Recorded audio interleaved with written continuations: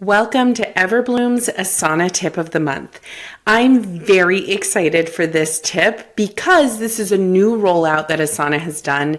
As you know, if you've taken the Asana for Beginners course or you've seen any others tips here, you know that I love the tabs option here, and I love that you can customize them. Something new that Asana has rolled out here is by clicking this plus button, you can see all of the tabs that you can add here, right? But they've added a new note tab. I love this. So if we click here on note, this is going to give you multiple options. They've kind of created custom outlines for you that you can customize for yourself. You have meeting notes, you have project background. This is your overview. This tells you what your team's role is within this. If there's key resources, you can add media, all kinds of stuff in here. You have key resources here. So if you have important links or images or key tasks in here, weekly planning, and then you have here is a blank note. Now, for this project purpose, I'm going to show you what meeting notes are. So I'm simply going to click on it. You can customize all of this, right? So you can add the date that you want here, the date of that team meeting. You can tag your attendees if you'd like. You can, let's add this here. You can add your agenda. Now, for the orthodontic world, I love to break this up a bit more, and maybe we actually turn this into clinical topics that we want to discuss. And then you could do admin topics, you can do marketing topics, and then you can add agenda items in there as well. Your team can add things in here because everyone can view this note. Then you have all of your meeting notes here that you want to take.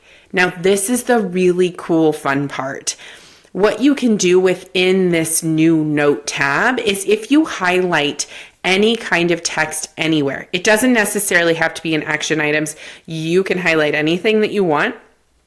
If you come here and highlight something, it gives you an option here to create a task out of what you have highlighted. So I'm going to click Create Task, and I'm going to come here back to my board view.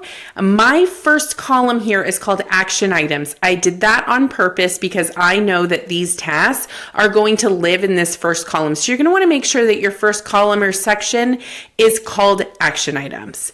If I click here, it now has turned that task that I had in my Notes tab into an actual action item. Now, you want to make sure that you assign a person to this and that you assign a realistic due date. I'm going to come back in here, and now this tells me that it has been assigned to somebody. When I hover over it, it tells you who it's been assigned to and what the due date is here. So something really fun that I feel Asana has done, and you guys can take this to the next level. Let's say you only wanted to do your meeting notes here in this note tab. I can also rename this. So if I typed in August meeting and I wanted to have a September meeting,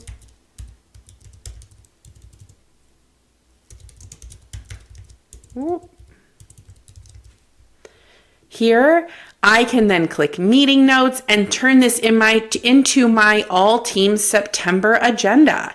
And you can get rid of a lot of these. You've got to keep your list no matter what. Everybody knows that. I love to see in board view, but if you wanted to only keep list view, then there it is for you.